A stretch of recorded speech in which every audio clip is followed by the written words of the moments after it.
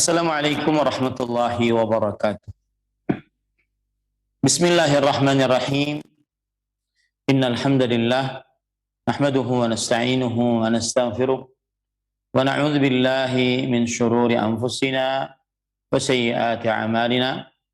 Man yahdihillahu fala mudilla lahu wa man yudlil fala hadiya lahu. Asyhadu an la ilaha illallah wahdahu la syarika lahu wa asyhadu anna Muhammadan 'abduhu wa rasuluh. Ya ayyuhalladzina amanu taqullaha haqqa tuqatih wa la tamutunna illa wa antum muslimun.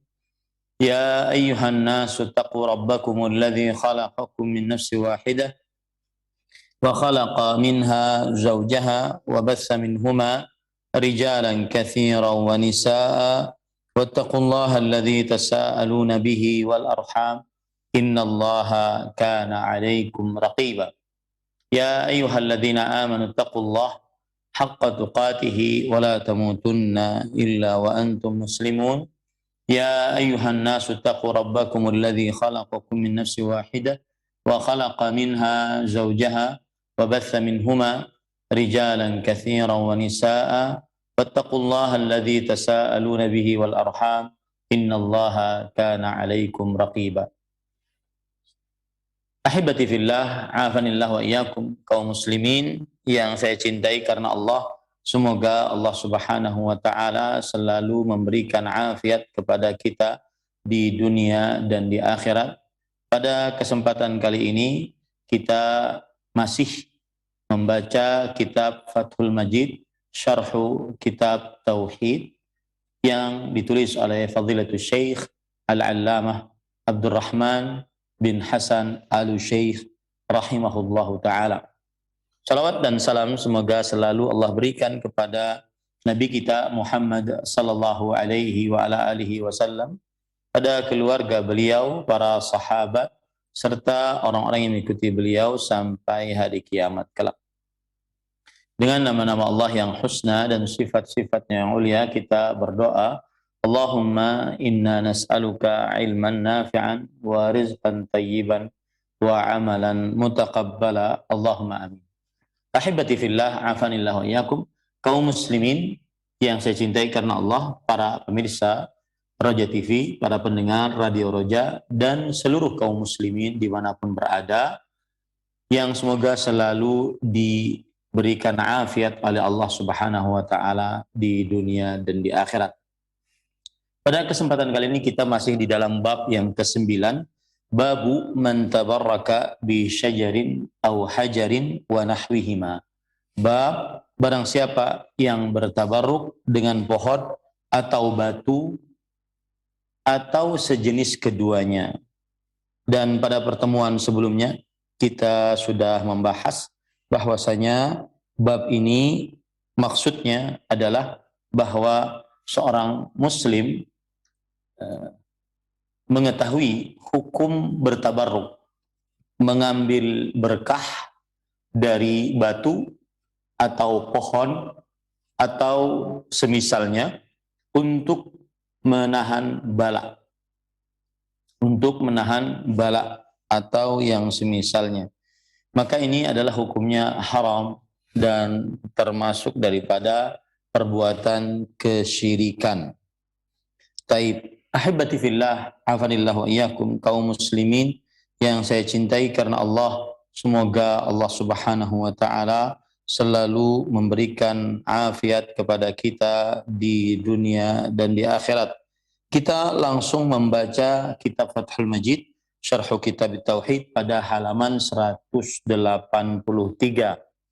Qala al-musannifu rahimahullahu ta'ala an Abi Waqid al-Laythi radhiyallahu anhu qala kharajna ma'a Rasulillahi sallallahu alaihi wasallam ila Hunain wa nahnu hudatsa'u ahdin bi kufr wal musyrikuna walil musyrikina sidratun ya'qufuna 'indaha wa yanutuna biha aslihatahum yuqalu laha dhatu anwad famararna bi sidratin faqulna ya Rasulullah ij'al lana dhata anwatin kama lahum dhatu anwat.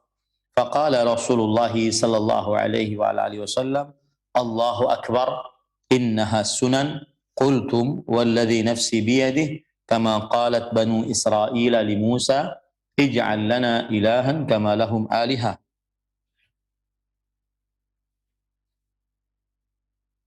Ij'al lana ilahan kama lahum aliha.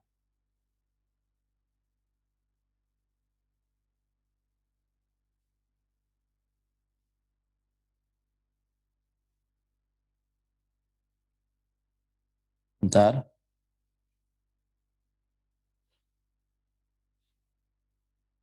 Ij'al lana ilahan kama lahum aliha. Qala innakum qaumun tajhalun.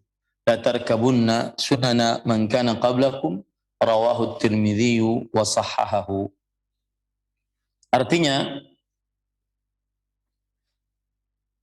Artinya Abu Waqid Al-Laythi radhiyallahu anhu menuturkan, suatu saat kami pergi keluar bersama Rasulullah sallallahu alaihi wa ala alihi wasallam ke Hunain.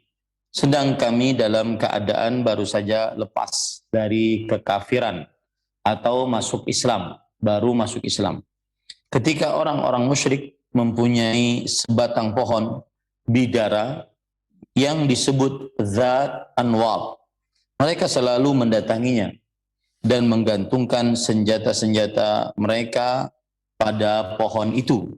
Tatkala kami melewati sebatang pohon bidara, kami pun berkata, "Ya Rasulullah, buatkanlah untuk kami Zat Anwar sebagaimana mereka mempunyai Zat Anwar." Maka Rasulullah sallallahu alaihi wasallam bersabda, "Allahu Akbar." Itulah tradisi orang-orang sebelum kalian, yaitu maksudnya kaum Yahudi dan Nasrani. Dan demi Allah yang diriku hanya berada di tangannya, kamu benar-benar telah mengatakan suatu perkataan seperti yang dikatakan oleh Bani Israel kepada Musa, yaitu buatkanlah untuk kami sembahan sebagaimana mereka itu mempunyai sembahan-sembahan. Musa alaihi salam menjawab, sungguh kalian adalah kaum yang tidak mengerti. Pasti kamu akan mengikuti tradisi orang-orang sebelum kamu. Hadis riwayat Tirmidzi dan beliau menyatakan sahih. Ahibati fillah, afanillahu iyyakum. Kemudian penulis kitab Fathul Majid Syarhu Kitab Tauhid berkata, qauluhu an Abi Waqid Laythi. Abu Waqid ismuhu Al-Harith bin Auf. Abu Waqid nama beliau adalah Al-Harith bin Auf. Wa fil babi an Abi Sa'id wa Abi Hurairah. Dan di dalam bab yang semisal ini maka juga terdapat hadis dari Abu Sa'id dan juga Abu Hurairah radhiyallahu anhu. Artinya di samping Abu Waqid ada sahabat yang meriwayatkan hadis juga, yaitu Abu Sa'id Al-Khudri dan Abu Hurairah radhiyallahu anhum. Qalahu Tirmidzi, yang mengatakan ini adalah Imam Tirmidzi rahimahullah. Wa qad rawahu Ahmad wa Abu Ya'la wa Ibnu Abi Syaibah wa An-Nasa'i wa Ibnu Jarir wa Ibnu Al-Munziri wa Ibnu Abi Hatim wa At-Tabarani binahwihi. Dan hadis ini diriwayatkan oleh Imam Ahmad, Imam Abu Ya'la, Imam Ibnu Abi Syaibah di dalam kitabnya Al-Musannaf, Imam Abu Ya'la dalam kitabnya Al-Musnad, Imam An-Nasai dalam kitabnya As-Sunan, Imam Ibnu Jarir dalam tafsirnya, Imam Ibnu Al-Munzir di dalam kitabnya, dan Imam Ibnu Abi Hatim dan Imam At-Tabarani. Baik. Qauluhu an Abi Waqid wa qad taqaddama dzikru ismihi fi qauli Tirmidzi wa huwa sahabiyyun masyhur mata sanata 68 wa lahu 85 sanah. Telah disebutkan namanya, yaitu tadi Al-Harith di dalam perkataan Imam Tirmidzi. Abu Waqid namanya Al-Harith dan beliau adalah sahabat Rasulullah sallallahu alaihi wasallam yang masyhur dan wafat pada tahun 68 Hijriah, dan umur beliau ketika wafat sekitar 85 tahun. Silahkan buka di halaman 184. Qauluhu kharajna ma'a Rasulillah sallallahu alaihi wa alihi wasallam ila Hunain. Adapun di dalam hadis disebutkan kami keluar bersama Rasulullah sallallahu alaihi wasallam dalam peperangan Hunain. Wa fi hadits Amr bin Auf wa huwa 'inda ibni Abi Hatim wa inda ibni Al-Mardawai wa Tabarani qala ghazawna ma'a Rasulillah sallallahu alaihi wasallam yawm al-fath wa nahnu alfun wa nayyib hatta idza kunna baina Hunain wa Ta'if. Al-hadits. Di dalam hadis dari sahabat Nabi Amr bin Auf, dan ini ada dalam riwayat Imam Ibnu Abi Hatim, Imam Ibnu Mardawai, Imam At-Tabarani, bahwa disebutkan riwayat kami berperang bersama Rasulullah SAW pada penaklukan kota Mekah, dan jumlah kami waktu itu 1000 lebih. Nah, ini menunjukkan mereka jumlahnya waktu itu banyak. Dan ketika kami berada di daerah Hunain, antara Hunain dengan Taif, ya, ini menunjukkan bahwa kejadian ini terjadi antara Hunain dengan Taif, dan jumlah mereka waktu itu banyak. Jumlah mereka waktu itu banyak, yaitu sekitar 1000 lebih. Qauluhu wa nahnu hudatsa'u ahdin bi kufr, ay qaribu ahdina bil kufr.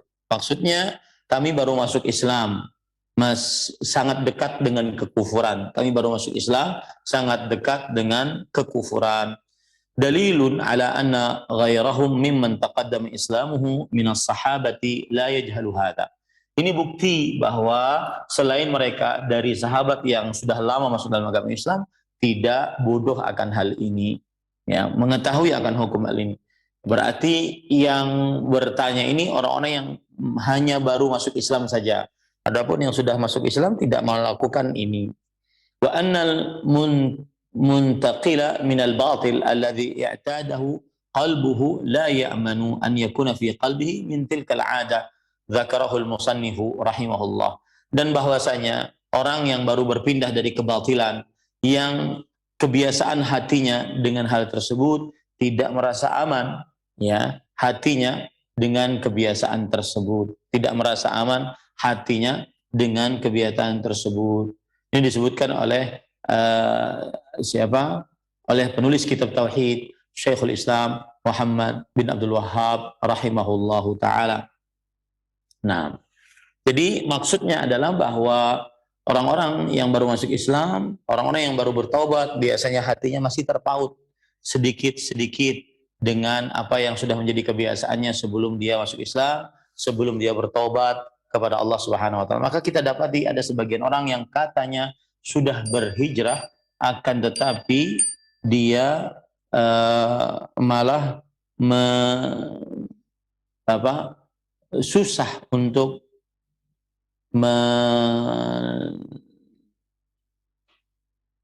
susah untuk meninggalkan yang terdahulu karena sudah menjadi kebiasaannya. Taib. Qauluhu walil musyrikina sidratun ya'kufuna indaha, dan orang-orang musyrik memiliki sebatang pohon sidr yang mereka beriktikaf di sekitar pohon tersebut.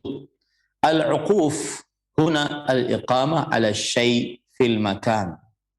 Al-uquf di sini maksudnya adalah dia berdiam di tempat tersebut. Minhu qawluhu al-Khalil alaihi salam, ma hadhihi tamathil allati antum laha akifun. Dan ini seperti yang disebutkan dalam surah Al-Anbiya ayat 52, yaitu ketika perkataan Nabi Ibrahim alaihissalam kepada kaumnya, kenapa berhala-berhala ini kalian i'tikafi, yaitu kalian berduduk-duduk di sekitarnya, melazimi berhala-berhala ini. Wa kana uquful musyrikin 'inda tilka sidrah tabarrukan biha wa ta'ziman biha.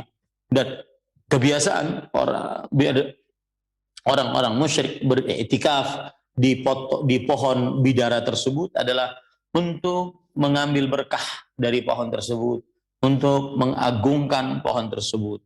Wa fi hadits Amr, dan di dalam hadis Amr radhiyallahu anhu, kana yunatu bihas silah fasummiyat dzatu anwat. Maka orang-orang tersebut menggantungkan senjata-senjata mereka pada pohon tersebut, maka akhirnya dinamakan dengan dzatu anwat. Dzat, pohon yang ada gantungan-gantungan niat untuk menggantungkan sesuatu dari benda-benda. Wa kanat tu'badu min dunillah, dan pohon ini diibadahi selain Allah Subhanahu wa taala. Ini kebiasaan orang-orang musyrik, mereka mempunyai pohon bidara yang mana mereka i'tikaf di sekitar pohon tersebut sebagai bentuk mengambil berkah dari pohon tersebut, sebagai bentuk pengagungan terhadap pohon tersebut. Dan mereka juga menggantungkan senjata-senjata mereka pada pohon tersebut. Maka akhirnya pohon tersebut dinamai dengan Dzatu Anwat, pohon yang banyak gantungan-gantungannya. Untuk apa? Agar pedangnya manjur saat berjihad. Nah, kemudian ahibati fillah, afanillah wa iyyakum, kaum muslimin yang saya cintai karena Allah, semoga Allah Subhanahu wa taala selalu memberikan afiat kepada kita di dunia dan di akhirat. Wa yanutuna biha aslihatahum yu'alliqunaha 'alaiha bil barakah. Bahwa kemudian mereka menggantungkan senjata-senjata mereka, pedang-pedang mereka di pohon tersebut. Maksud daripada menggantungkan maksudnya adalah mengambil berkah.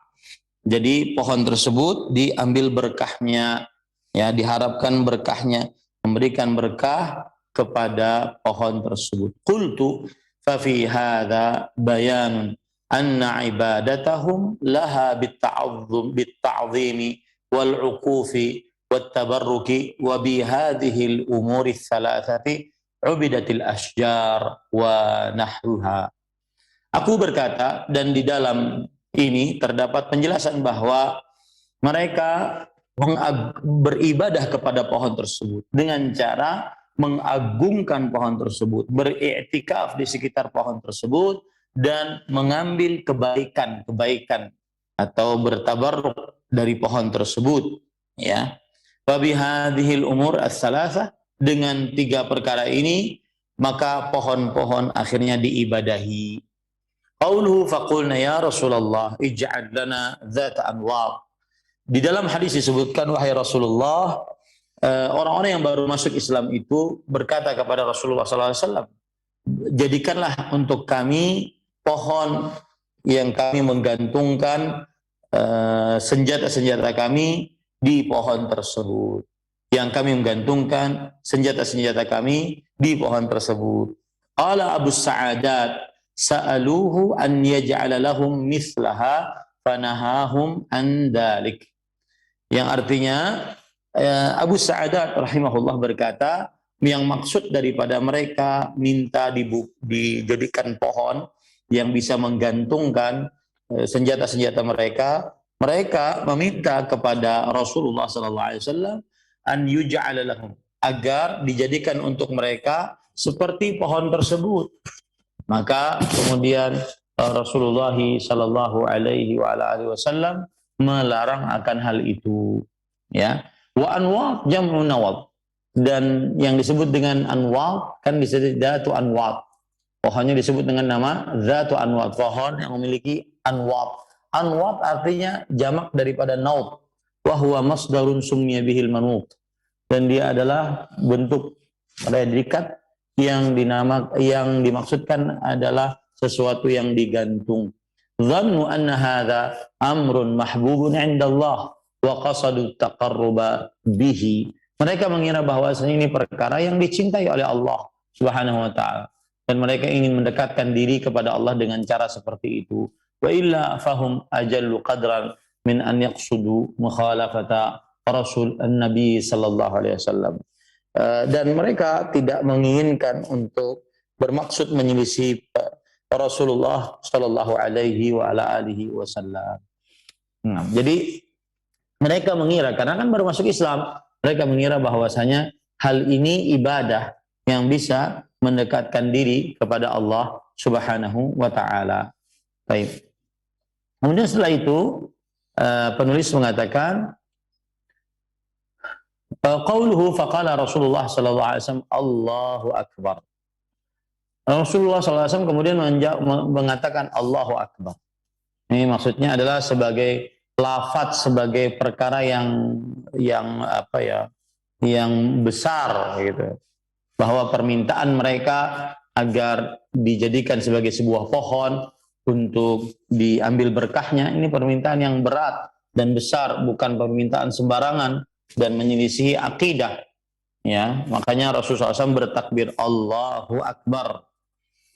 Wa fi riwayah subhanallah, dalam riwayat yang lain Rasulullah SAW memuji Allah, ya, mensucikan Allah subhanallah. Biasanya ucapan subhanallah untuk ucapan menyanggah hal-hal yang bertentangan dengan tauhid.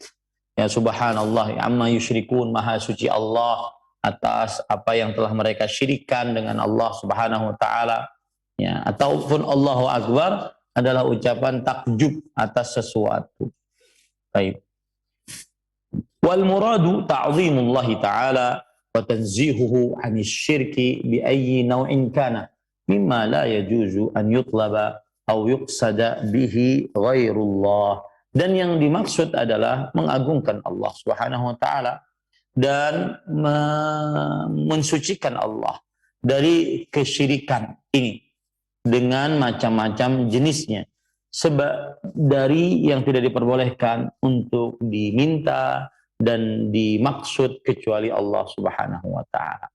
Artinya ketika Rasulullah SAW menyebutkan subhanallah atau menyebutkan Allahu Akbar, ini salah satu tujuannya adalah untuk mensucikan Allah dari permintaan yang telah mereka minta tersebut, karena di dalamnya mengandung kesyirikan, yaitu bertabarruk dengan pohon, dengan batu atau yang semisalnya. Wa kana an-nabiy sallallahu alaihi wasallam yasta'milu at-takbira wat-tasbiha fi halit ta'ajjub. Dan adalah kebiasaan Rasulullah SAW, beliau sering memakai takbir, tasbih pada keadaan takjub, ta'ziman lillahi wa tanzihan lahu. Ini merupakan pengagungan untuk Allah dan pensucian untuk Allah Subhanahu wa taala. Idza sumi'a min ahadin ma la yaliqu billah mimma fihi hadmun lidrububiyyah awil hilahiyah. Jika terdengar dari seseorang sesuatu yang tidak pantas untuk Allah Subhanahu wa taala, yang di dalamnya terdapat pertentangan terhadap tauhid rububiyah dan tauhid uluhiyah. Jadi ucapan Allahu Akbar, ucapan subhanallah untuk mensucikan Allah dari apa-apa yang kurang, dari apa-apa yang buruk. Ya, Bismillah.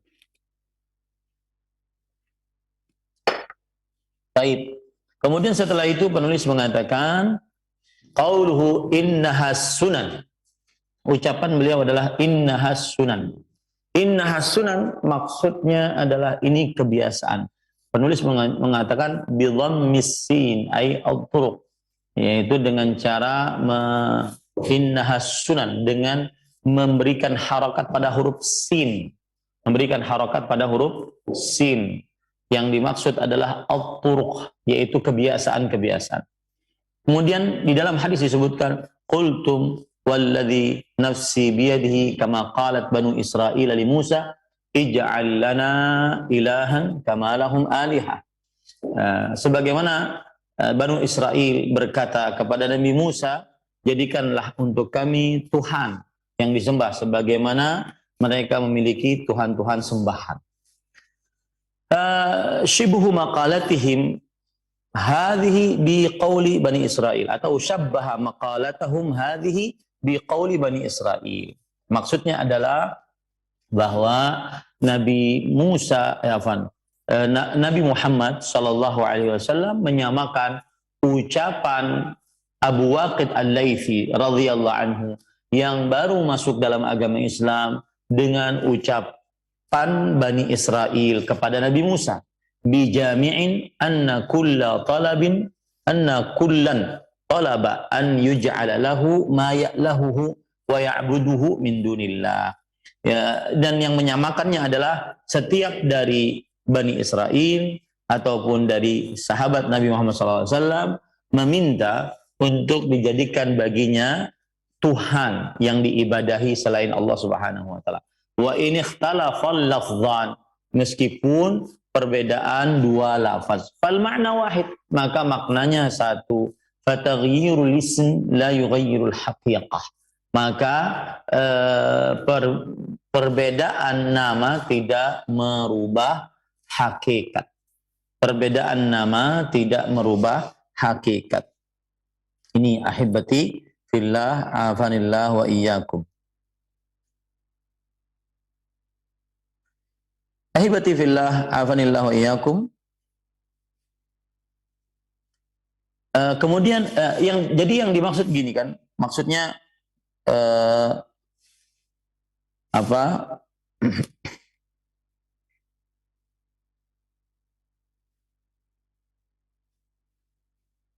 Abu Waqid Al-Laythi radhiyallahu anhu, beliau meminta kepada Rasulullah sallallahu alaihi wasallam pohon bidara sebagai untuk ditabarruki, sebagaimana orang-orang kafir Quraisy, mereka mempunyai pohon yang ditabarruki. Nah, permintaan Abu Waqid Al-Laythi radhiyallahu anhu kepada Rasulullah SAW ini tujuannya adalah ini sama dengan permintaan Bani Israel kepada Nabi Musa. Permintaan Bani Israel kepada Nabi Musa alaihissalam, yang mana Bani Israel meminta kepada Nabi Musa agar dijadikan Tuhan, sebagaimana mereka mempunyai Tuhan selain Allah Subhanahu wa taala. Maka dua keadaan ini sama. Ya, sama-sama minta agar dijadikan untuk Tuhan selain Allah Subhanahu wa taala. Baik. Kemudian ahibati fillah, afanillahu iyyakum, fa fihi al-khaufu minasyirik. Dan di dalamnya terdapat rasa takut terhadap kesyirikan. Wa annal insana qad yastahsinu syai'an yadhunnu annahu yuqarribuhu ila Allah. Dan bahwasanya manusia mengira baik sesuatu. Dia mengira bahwa ya, ini adalah mendekatkan diri kepada Allah Subhanahu wa taala. Wa huwa ab'adu ma yab'aduhu min rahmatih wa yuqarribuhu min saqatih. Padahal itu jauh, malah menjauhkan dari rahmat Allah dan mendekatkan kepada kemurkaan Allah Subhanahu wa taala.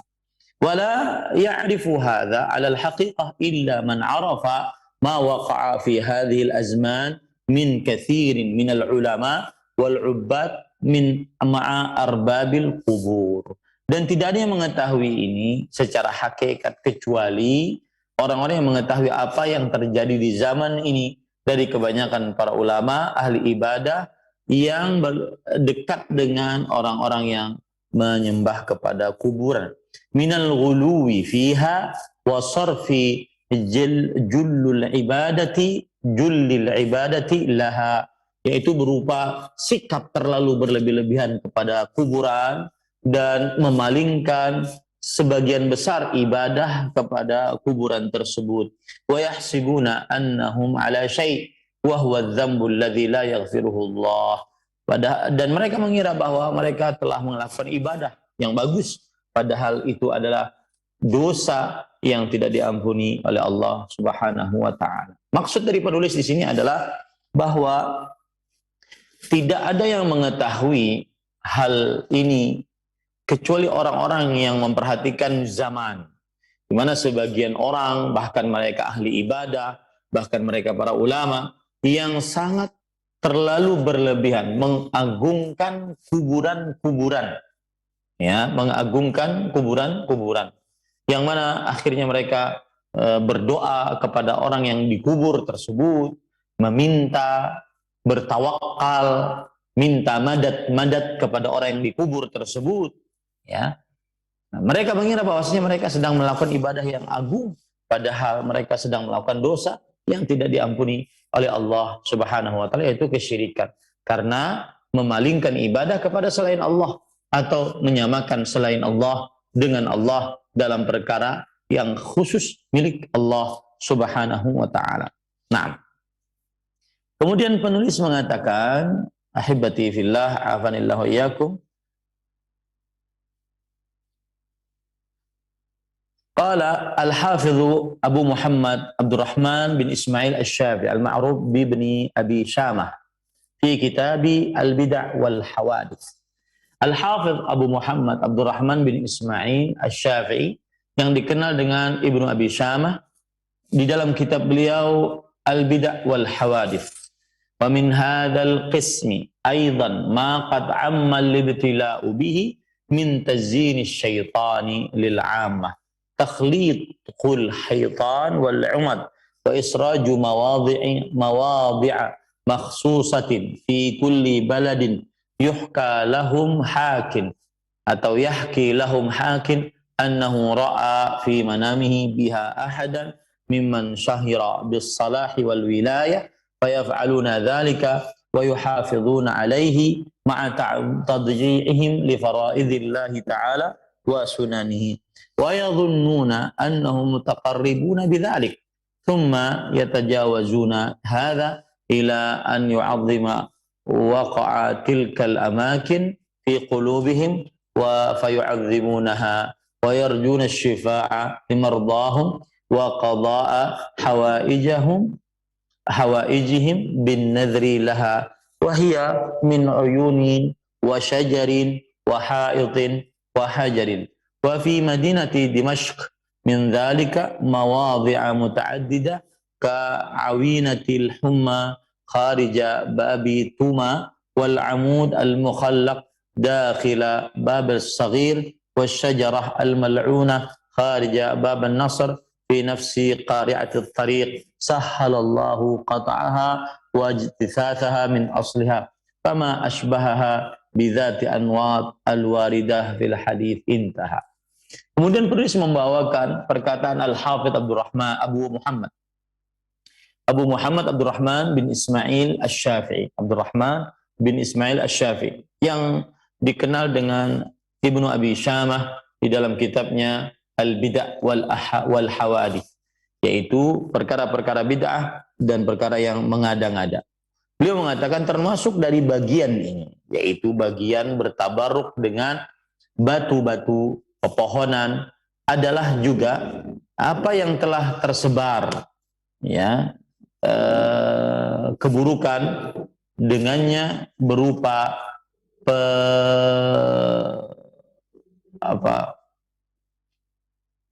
pengindahan syaitan terhadap orang-orang umum yang banyak, seperti misalkan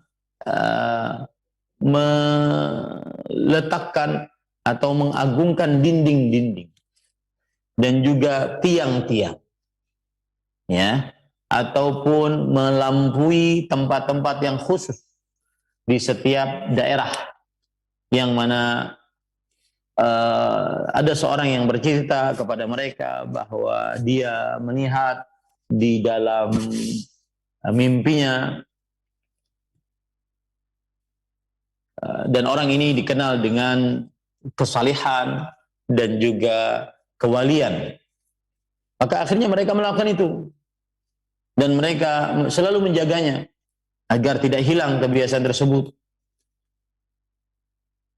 Padahal mereka tidak menjalankan kewajiban-kewajiban kepada Allah dan sunnah-sunnah.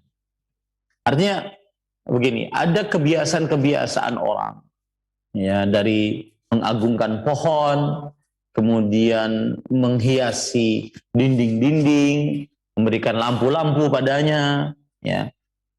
Alasannya yang melakukan ini adalah orang yang bermimpi saja, mimpi bahwa saya dan orang ini orang saleh gitu ya, dianggap saleh, dan mimpi bahwasanya dia melihat pohon-pohon seperti itu diberikan pengagungan, diberikan lampu-lampu, dinding-dinding dan seterusnya. Padahal cuma mimpi. Maka orang-orang pun melestarikan hal tersebut. Nah, ini perbuatan. Disertai lagi dengan mereka menyia-nyiakan, melalaikan kewajiban-kewajiban dan sunnah-sunnah yang ada dalam syariat Islam. Wa yadhunnuna annahum mutaqarribuna bidzalik. Dan mereka mengira bahwasanya mereka sedang mendekatkan diri kepada Allah Subhanahu wa taala dengan hal itu. Jadi ada kadang-kadang perkara-perkara yang belum ada dalilnya. Hanya dalilnya mimpi, akhirnya diagungkan perkara tersebut, akhirnya dimuliakan perkara tersebut, ya. Dan akhirnya dianggap bahwa memuliakan itu adalah bentuk ibadah kepada Allah Subhanahu wa taala. Bismillah. Nah, apa yang terjadi pada ikhwan yang dirahmati oleh Allah? Kemudian mereka berlebih-lebihan sampai kepada mengagungkan tempat-tempat tersebut di dalam hati mereka. Terus mereka agungkan. Mereka berharap kesembuhan ya dari penyakit-penyakit mereka. Mereka juga berharap dengan mengagungkan tempat-tempat tersebut bisa melunaskan hajat-hajat mereka, bernazar di tempat-tempat tersebut, ya. Tempat-tempat tersebut seperti mata air, kemudian pohon, kemudian dinding, kemudian batu.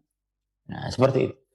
Jadi itu bisikan syaitan. Jadi padahal sumbernya cuma mimpi, ya, bukan dalil dari Al-Quran dan hadis Rasul Sallallahu Alaihi Wasallam.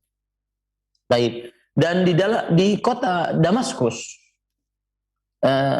dari perkara-perkara tersebut terdapat beberapa perkara, ya, seperti misalkan awinatul humma, yaitu orang yang tempat yang bisa dianggap bisa menyembuhkan orang yang kena panas di luar pintu toma. Kemudian tiang, ya, di dalam pintu as-saghir, pintu yang kecil. Kemudian juga pohon yang terlaknat di luar bab Nasr, pada jalan pada samping jalan. Ya, semoga Allah Subhanahu wa taala memudahkan untuk memotong-motong hal-hal tersebut dan menghancurkan hal-hal tersebut. Maka kata Imam Ibnu Abi Syamah, alangkah samanya hal-hal tersebut dengan pohon-pohon zatu anwar. Alangkah samanya pohon-pohon tersebut dengan pohon-pohon zatu anwar. Ya. Baik. Wa dzakara Ibnu Al-Qayyim rahimahullah nahwa ma dzakarahu Abu Syamah. Dan Imam Ibnu Qayyim rahimahullah juga menyebutkan seperti yang disebutkan oleh Abu Syamah. Tsumma qala. Kemudian Imam Ibnu Qayyim berkata, "Fama asra'a ahlus syirki ila ittikhadil awthan min dunillah walau kanat ma kanat." Alangkah segeranya orang-orang yang melakukan kesyirikan mengambil berhala-berhala di sisi selain Allah Subhanahu wa taala, bagaimanapun keadaannya. Wa yaquluna inna hadzal hajar wa hadhihi syajarah wa hadhihi al-'ain taqbalu an-nazar atau taqbalu al-ibadah min dunillah. Dan mereka mengatakan bahwa pohon ini, batu ini, mereka ataupun mata air ini menerima nazar, yaitu maksudnya menerima ibadah selain Allah Subhanahu wa taala. Fa inna an-nazra ibadah wa qurbah yutaqarrabu biha an-naziru ila al-manduri lahu. Sesungguhnya bernazar itu adalah ibadah dan mendekatkan diri kepada Allah Subhanahu wa taala. Seseorang mendekatkan diri kepada Allah, kepada yang dinazari.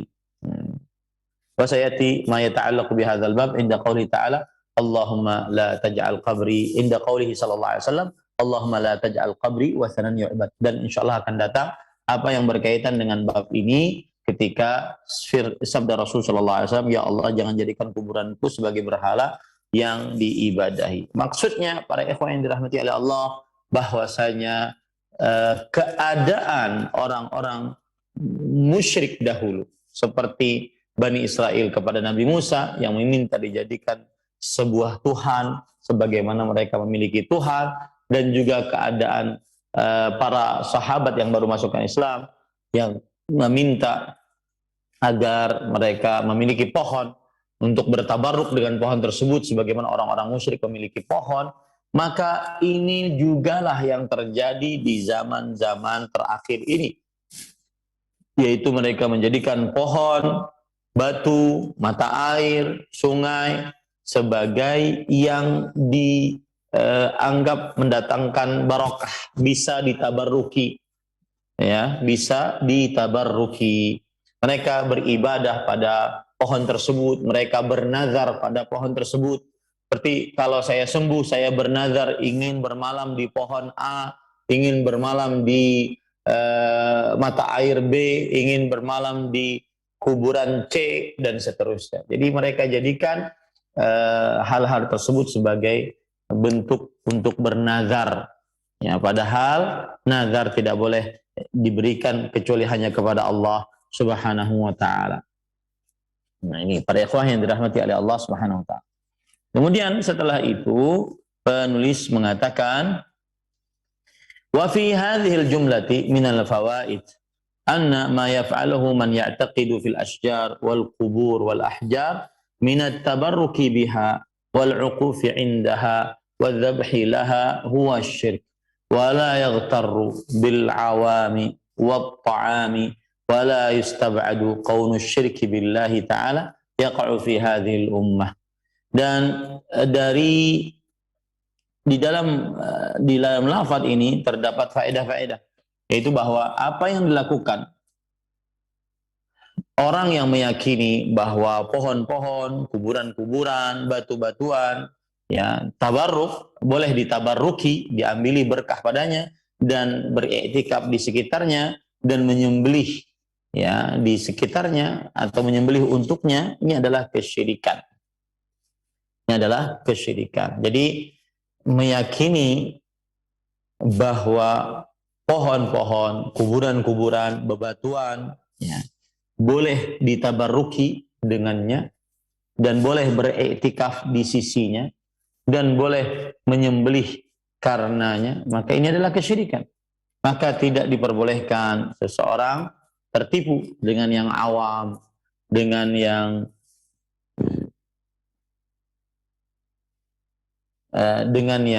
terjadi banyak di tengah orang-orang. Dan ini tidak jauh dari kesyirikan kepada Allah Subhanahu wa taala, bahwasanya kesyirikan akan terjadi di tengah umat ini. Fa idza kana ba'dus sahabati radhiyallahu anhum dhannu dzalika hasanan wa talabuhu minan nabi sallallahu alaihi wasallam hatta yubayyana lahum anna dzalika qawli bani Israil ij'al lana ilahan kama lahum aliha fa kaifa la yakhfa ala man huwa dunahum fil ilmi wal fadli bi ad'afin mudha'afah ma'a ghalabatil jahli wa bu'dil ahdi bi atharin nubuwah. Artinya, apabila sebagian sahabat mengira bahwa itu baik dan mereka meminta kepada Nabi Muhammad SAW, sehingga akhirnya Nabi Muhammad SAW menjelaskan kepada mereka bahwa ini seperti perkataan Bani Israel yang mereka berkata, jadikan untuk kami Tuhan sebagaimana mereka memiliki Tuhan yang diibadahi, sebagaimana mereka memiliki Tuhan yang diibadahi. Maka bagaimanakah, terlebih lagi maksudnya begitu, tidak tertutup atas orang yang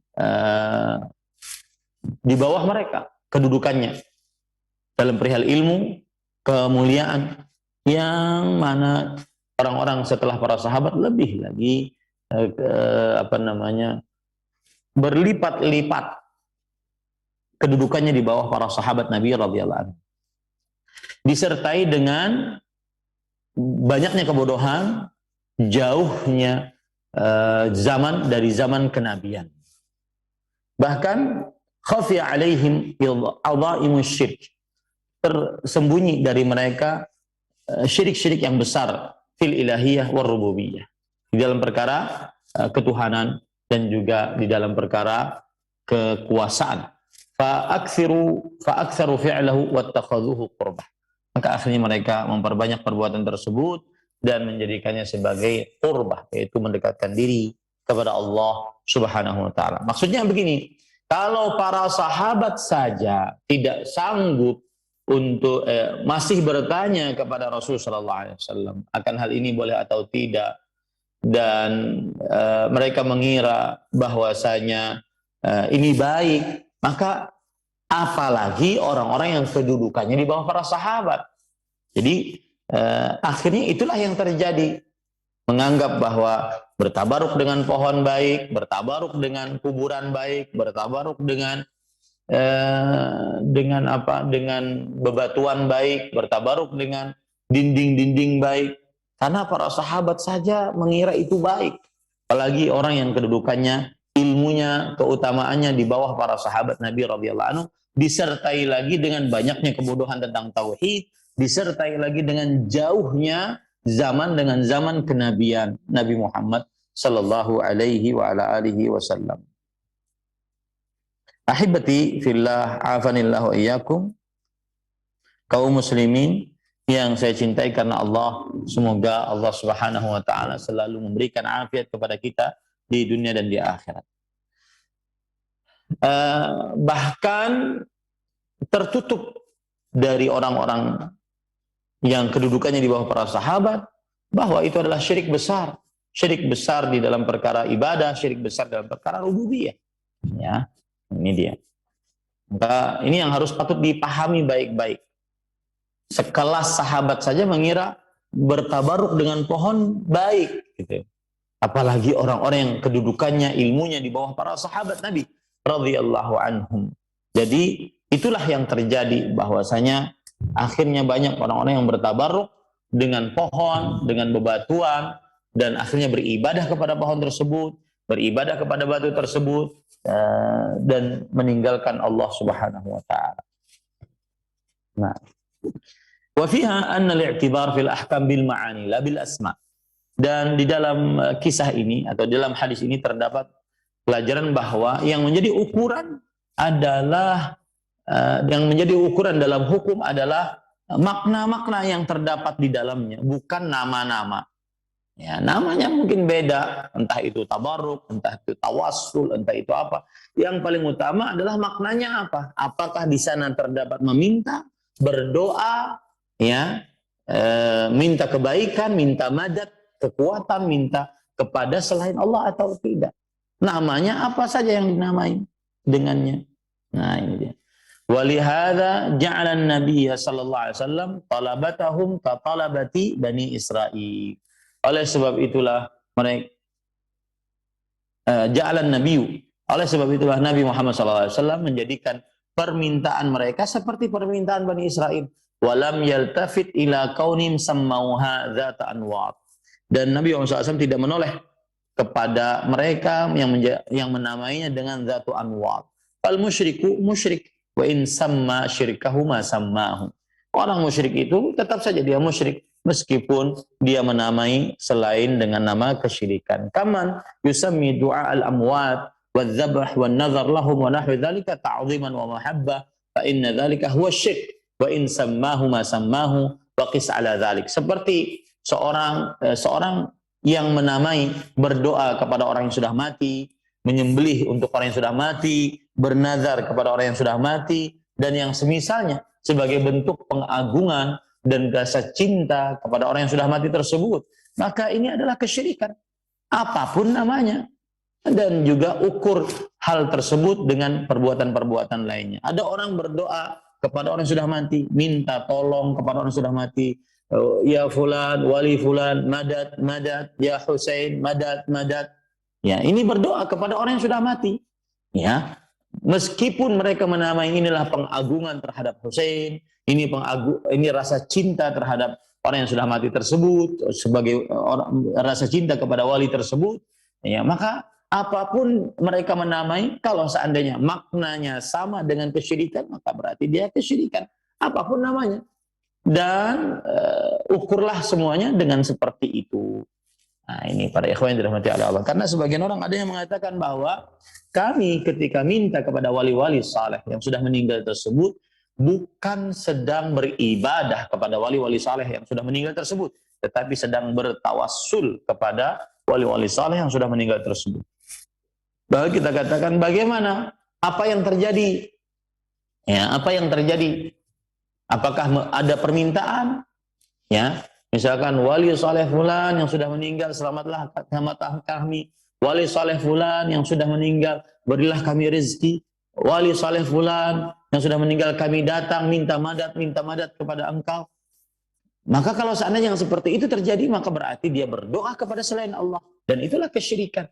Apapun namanya, mau namanya tawassul, mau namanya rasa cinta, mau namanya mahabbah, mau namanya pengagungan terhadap orang saleh yang sudah meninggal, karena perbuatannya itulah maknanya. perbuatannya meminta kepada selain Allah Subhanahu wa taala, berdoa kepada selain Allah Subhanahu wa taala. Dan doa adalah hak prerogatif Allah Subhanahu wa taala, hak khusus milik Allah Subhanahu wa taala. Tidak boleh diberikan kecuali hanya kepada Allah. Iyyaka na'budu wa iyyaka nasta'in. Hanya kepadamu kami beribadah, hanya kepada kamu kami minta pertolongan. Wa qala rabbukum ud'uni astajib lakum. Rabb kalian berfirman, berdoalah kalian kepadaku, maka niscaya aku kabulkan bagi kalian. Kemudian Allah Subhanahu wa taala juga berfirman, fad'uuhu mukhlishan lahuddin. Berdoalah kepada Allah Subhanahu wa taala dengan ikhlas hanya untuk agama kepada Allah Subhanahu wa taala. Hanya untuk Allah dalam menegakkan agama kepada Allah Subhanahu wa taala. Nah, jadi yang menjadi ukuran adalah maknanya, bukan namanya. Namanya bisa dirubah-rubah, tetapi makna hakikat perbuatannya bagaimana? Kalau sampai ada proses penyamaan selain Allah dengan Allah dalam perkara yang khusus milik Allah, atau proses pemindahan ibadah, pemalingan ibadah kepada selain Allah, maka itu kesyirikan. Mau dinamakan itu tawassul, mau dinamakan itu istighatsah, mau dinamakan itu rasa cinta, pengagungan terhadap orang-orang saleh, maka bukan yang itu yang menjadi ukuran, tapi yang menjadi ukuran adalah perbuatan dan hakikat dari perbuatan tersebut. Wallahu a'lam. Kemudian penulis mengatakan qauluhu la tarkabunna sunana man kana qablakum, atau sanana man kana qablakum. Nah, artinya sungguh kalian akan benar-benar mengikuti kebiasaan orang-orang sebelum kalian. Bi dhammil muwahhadah wa dhammis sin. Muwahhadah maksudnya la tarkabunna. Ba-nya dikasih dhammah. Sinnya juga dikasih dhammah. Sunana man kana qablakum. Sunana artinya adalah turuqahum wa manahijahum.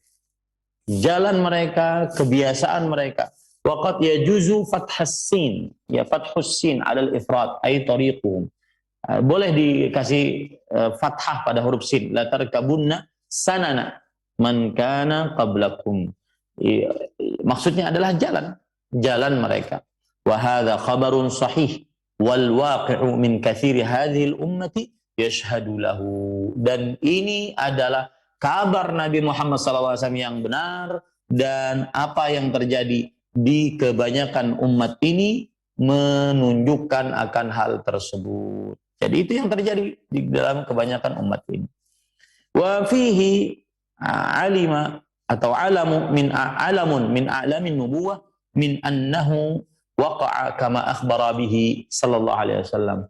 Dan di dalam hadis ini terdapat tanda dari tanda-tanda kenabian bahwasanya terjadi sebagaimana yang diberitahukan oleh Rasulullah sallallahu alaihi wa ala alihi wasallam. Wa fil hadits an-nahyu 'anit tashabbuhi bi ahli al-jahiliyah wa ahli al-kitab fima kanu yaf'alunahu illa ma dalla ad-dalilu ala annahu min syari'ati Muhammadin sallallahu alaihi wa ala alihi wasallam. Di dalam hadis terdapat larangan dari menyerupakan diri terhadap orang-orang jahiliyah dan ahlul kitab, Yahudi dan Nasrani, di dalam apa saja yang mereka lakukan, ya, menyerupai mereka, kecuali yang ditunjuki oleh dalil bahwa hal tersebut termasuk dari syariat Muhammad sallallahu alaihi wasallam, maka hal ini diperbolehkan. Jadi tidak boleh menyerupakan diri dengan kebiasaan kaum jahiliyah dan juga kaum ahlul kitab, Yahudi dan Nasrani, kecuali yang dibolehkan dalam syariat Islam. Kemudian penulis mengatakan qaulul musannifi rahimahullahu taala, atau qala al musannifu rahimahullahu taala, wa fihi tanbih ala al masailil qabr. Di dalamnya terdapat peringatan keras terhadap permasalahan-permasalahan kuburan. Amma man rabbuka fawadhih wa amma man nabiyyuka famin ikhbarihi bi amba'il ghaib wa amma ma dinuka famin qawlihi ij'al lana ilahan. Di dalamnya terdapat pertanyaan-pertanyaan dalam kubur, yaitu siapa Tuhanmu, maka ini jelas. Siapa nabimu, maka ini termasuk dari pengabaran Rasul sallallahu alaihi wasallam dari perkara gaib. dan siapa agamamu, maka ini dari perkataan mereka, jadikanlah untuk kami Tuhan sebagaimana mereka memiliki Tuhan. Maksudnya adalah bahwa di dalam kubur nanti akan ditanya hal-hal tersebut.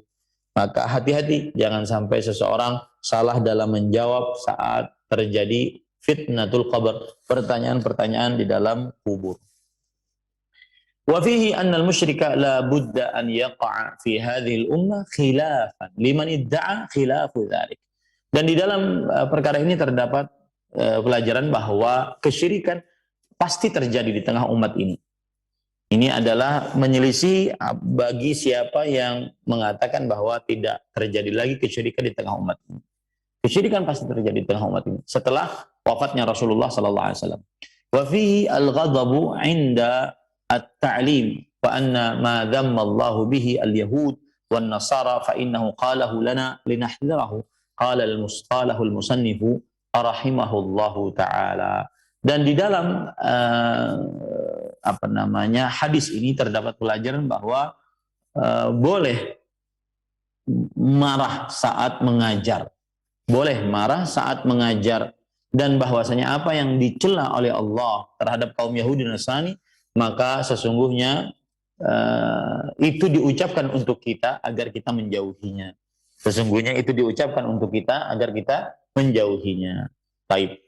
Kemudian terdapat lagi wa amma madda'ahu ba'dul mutaakhirin min annahu yajuzu tabarruk bi atharis salihin famamnu'un min wujuhin.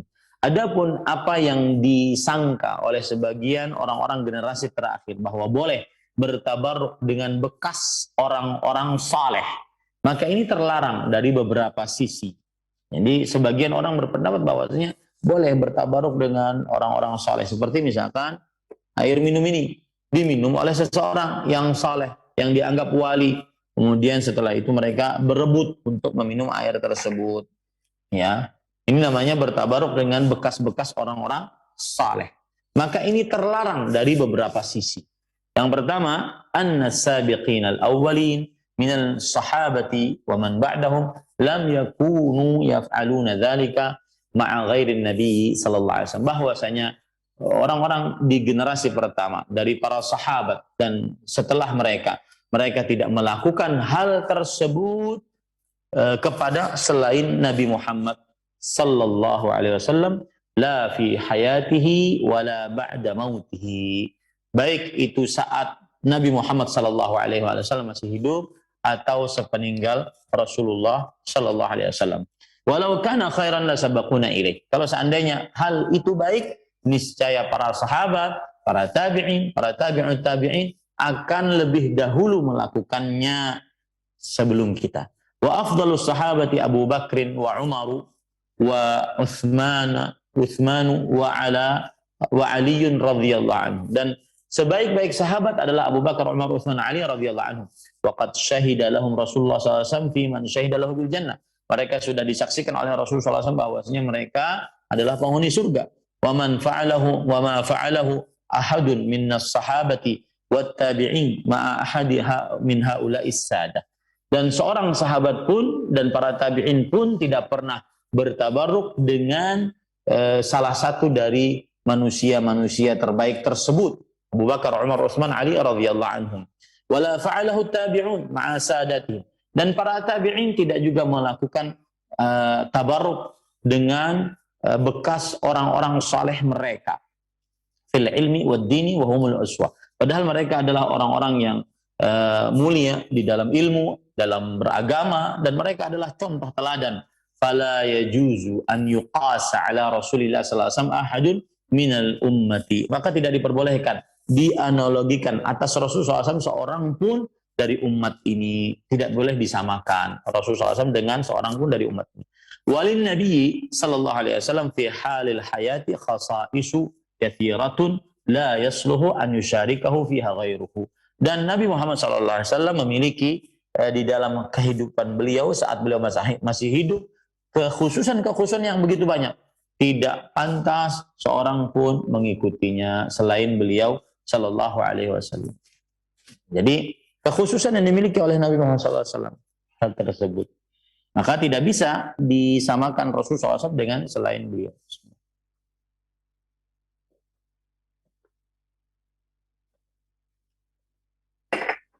Artinya begini, saat Nabi Muhammad Shallallahu Alaihi Wasallam masih hidup, maka para sahabat bertabaruk dengan bekas Rasulullah Shallallahu Alaihi Wasallam, seperti keringat Rasul Shallallahu Alaihi Wasallam, bekas air wudhu Rasul Shallallahu Alaihi Wasallam, rambut Rasulullah SAW. Mereka bertabaruk dengan hal-hal tersebut dari Rasulullah Sallallahu Alaihi Wasallam. Nah, itu hanya dilakukan kepada Rasulullah SAW. Tidak bisa dikiaskan, dianalogikan kepada selain Rasulullah Sallallahu Alaihi Wasallam. Kenapa? Karena para sahabat Nabi radhiyallahu anhum tidak pernah melakukannya kecuali kepada Rasul Sallallahu Alaihi Wasallam. Tidak pernah melakukan kepada sahabat-sahabat yang lain seperti Abu Bakar, Umar, Utsman, Ali. Padahal mereka adalah makhluk-makhluk terbaik setelah Rasulullah Sallallahu Alaihi Wasallam. Para sahabat tidak pernah juga melakukannya kepada para pemimpin-pemimpin dari para sahabat Nabi radhiyallahu anhum. Maka di sana ada hal yang khusus dimiliki oleh Rasulullah SAW, tidak dimiliki oleh orang-orang yang lain. Nah, kemudian setelah itu penulis mengatakan, wa minha anna fil man'i an dzalika saddan lidzari'ati kama la yakhfa. Dan termasuk pelajaran yang kita bisa ambil dari hadis Abu Waqid Al-Laitsi radhiyallahu anhu, bahwasanya itu adalah bentuk penutup sarana yang menghantarkan kepada kesyirikan sebagaimana yang sudah kita ketahui bersama. Artinya kalau ditutup pintu itu, bertabaruk dengan sesuatu yang dianggap baik, kalau ditutup pintu itu, maka ini adalah menutup pintu yang menghantarkan kepada kesyirikan, Nah, ini yang bisa saya sampaikan tentang kajian kali ini, dan dengan ini kita selesai membaca bab yang ke-9. Insyaallah taala kita lanjutkan pada Rabu depan dengan membaca bab yang ke-10, babu majaa fi dzabhi li ghairillah, bab tentang hukum menyembelih untuk selain Allah Subhanahu wa taala. Wallahu alam wa sallallahu nabiyana Muhammad walhamdulillahirabbil alamin. Wassalamualaikum warahmatullahi wabarakatuh. Saya kembalikan acara kepada akhi Ari, hafizahullah. Barakallahu fikum, jazakumullahu khairan Ustaz. Terima kasih atas pelajaran serta bimbingannya yang telah Ustaz meluangkan waktu ini untuk menyampaikan pembahasan yang begitu bermanfaat untuk kita semuanya. Selanjutnya kami berikan kesempatan untuk Anda yang bertanya seputar pembahasan ini. Kami bacakan pertanyaan dari pesan singkat dari hamba Allah yang bertanya. Assalamualaikum warahmatullahi wabarakatuh Ustaz. Izin bertanya, bagaimana hukumnya menggunakan daun tanaman bidara untuk ruqyah atau pengobatan atau pengusiran makhluk halus yaitu jin? Apakah diperbolehkan atau tidak? Jazakallahu khairan untuk pencerahan dan ilmunya. Silahkan Ustaz. Bismillah, walhamdulillah, wassalatu wassalamu ala rasulillah wa ala alihi wa sahbihi wa wala. Sebenarnya saya dengan keterbatasan ilmu yang dimiliki belum mendapati dalil khusus tentang daun bidara, bahwasanya dia bermanfaat untuk meruqyah, dia bermanfaat untuk mengusir jin atau yang semisalnya. Tetapi daun bidara biasa digunakan untuk hal-hal tersebut berdasarkan suatu yang sudah teruji atau suatu yang sudah dicoba ya. Jadi secara dalil syar'i maka tidak didapati, maka dia bukan sebab sesuai dengan syariat, tetapi dia sebab yang sudah teruji ya. Seperti misalkan obat, itu bukan sebab sesuai dengan syariat karena tidak ada dalil obat sakit kepala adalah ini, nggak ada dalil syar'inya, tetapi ada dalil secara kauni, dia adalah sebab yang sudah teruji, sudah tercoba ya, kemudian bermanfaat. Nah, daun bidara juga demikian, dia secara dalil syar'i dengan sependek pengetahuan saya belum ada dalil dari Al-Quran atau hadis Rasul Sallallahu Alaihi Wasallam yang menunjukkan penggunaan daun bidara tersebut. Tetapi dia secara kauni terbukti, seperti misalkan mandi dengan daun bidara agar seseorang terlepas dari penyakit ain, atau agar seseorang terlepas dari sihir, maka secara pembuktian bisa terjadi disertai dengan ruqyah syar'i. Wallahu a'lam. Naam. Barakallahu fikum. Pertanyaan selanjutnya dari hamba Allah yang bertanya, Ustadz, saya mempunyai bisnis fashion baju muslim dan saya membutuhkan manekin atau patung untuk dipakaikan baju-baju tersebut. Di display gamis-gamisnya di manekin yang ada. Saya mempunyai manekin yang ada kepalanya dan ada yang tanpa kepala. Pertanyaannya, apakah manekin tersebut masuk dalam patung yang tidak boleh ada di dalam rumah? Sukron Ustaz, jazakallahu khairan. Silakan.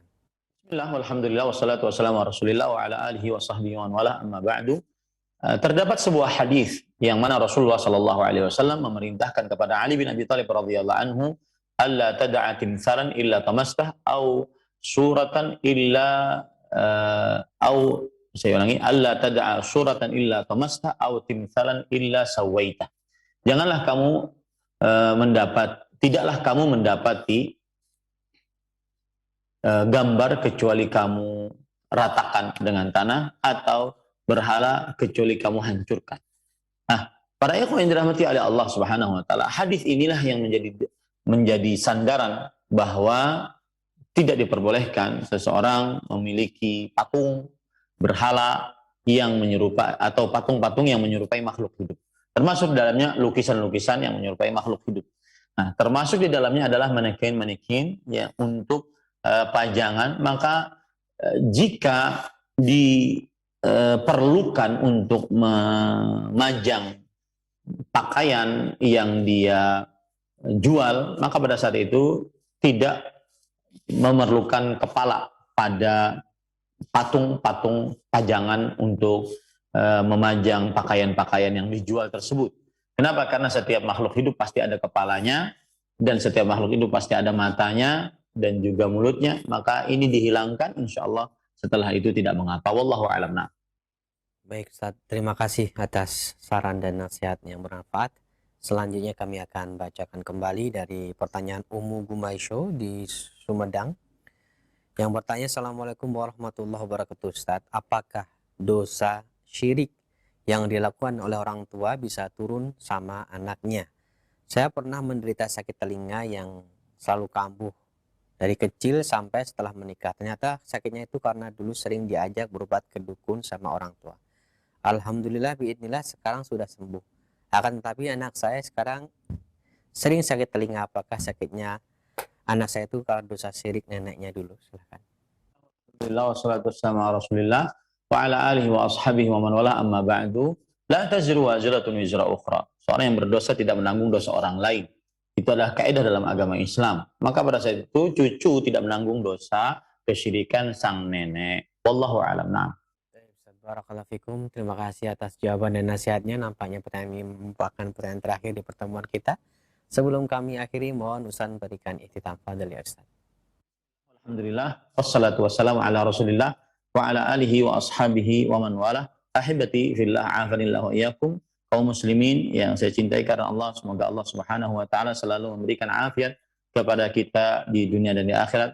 Alhamdulillah, selesai kita membicarakan bab tentang hukum bertabarruk dengan pohon atau batu atau yang semisalnya. Dan bertabarruk artinya adalah mengambil berkah, mengambil kebaikan dari pohon atau batu atau yang semisalnya.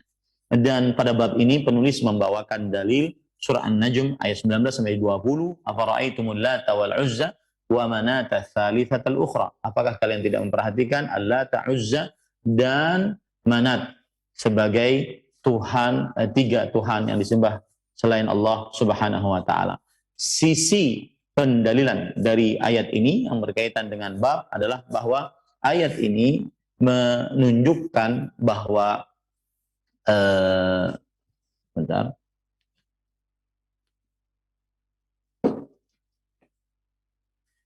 Ya, baik. Makna dari bab adalah yaitu bertabaruk dengan pepohonan atau bebatuan dan semisalnya termasuk daripada perbuatan syirik. Hubungan bab dengan tauhid adalah menunjukkan contoh perbuatan syirik, yaitu bertabarruk dengan pohon, bebatuan, atau yang semisalnya. Dan sudah kita jelaskan, tabarruk artinya mengambil berkah. Berkah artinya adalah kebaikan yang banyak dan selalu bertambah, tetap dan terus-menerus ada. Bertabarruk menjadi syirik dalam dua keadaan. Yang pertama, bisa bertabarruk berupa syirik akbar jika orang yang bertabarruk meyakini benda yang ditabarruki memiliki kekuatan yang mengatur, mencipta, berkuasa seperti Allah Subhanahu wa taala. Maka ini adalah tabarruk dan perbuatannya syirik akbar dan diharamkan, mengeluarkan dari agama Islam. Yang kedua, syirik asghar mempunyai dua potret atau dua keadaan. Pertama, menjadikan sesuatu yang ditabarruki sebagai sebab, padahal dia bukan sebab, baik itu sebab qadari ataupun sebab syar'i. Yang kedua, menjadikan sesuatu yang ditabarruki sebagai sebab yang membuat hati bersandar kepadanya. Maka ini adalah syirik asghar. Dan pada dalil surah An-Najm ayat 19 sampai 20, maka makna dalil adalah Allah Subhanahu wa taala menjelaskan pengingkaran terhadap orang-orang musyrik atas peribadatan mereka terhadap tiga berhala, yaitu Lata, Uzza, Manat, dan yang mana mereka menjadikan berhala-berhala tersebut sebagai anak perempuan Allah Subhanahu wa taala. Kemudian hubungan dalil dengan bab adalah menunjukkan bahwa contoh perbuatan syirik yaitu bertabaruk dengan pohon atau batu atau yang semisalnya. Karena ini kebiasaan orang-orang musyrik yang bertabaruk dengan tiga berhala tersebut. Ya, jadi ini lebih kepada menyerupakan diri dengan kebiasaan orang-orang musyrik yang bertabaruk dengan tiga berhala tersebut. Adapun dalil yang kedua, yaitu dalil hadis dari sahabat Nabi Abu Waqid Al-Laythi radhiyallahu anhu, dan makna dalil adalah bahwa Rasulullah sallallahu alaihi wasallam menjelaskan pengingkaran beliau dengan tegas dan keras terhadap permintaan sahabat Nabi Abu Waqid Al-Laythi radhiyallahu anhu dan para sahabatnya radhiyallahu anhum yang baru masuk Islam untuk menjadikan sebuah pohon sebagai tempat bertabarruk sebagaimana pohon yang dijadikan oleh orang-orang musyrik untuk bertabarruk. Dan Rasulullah SAW mengabarkan bahwa perbuatan tersebut sama persis yang diminta oleh kaum Nabi Musa alaihissalam kepada Nabi Musa alaihissalam. Baik. Kemudian hubungan dalil dengan bab menunjukkan bahwa contoh perbuatan syirik yaitu bertabarruk dengan pohon, batu atau yang semisalnya. Karena di dalam hadis ini Nabi Muhammad Sallallahu Alaihi Wasallam mengingkari perbuatan tersebut dan menyamakan perbuatan tersebut dengan orang-orang musyrik di zaman Nabi Musa alaihi salam. Nah, ini adalah bab yang ke-9 yang sudah kita pelajari. Insyaallah taala kita masuk akan bab yang ke-10 pada pertemuan yang akan datang. Wa sallallahu nabiyana Muhammad walhamdulillahirabbil alamin. Wassalamualaikum warahmatullahi wabarakatuh.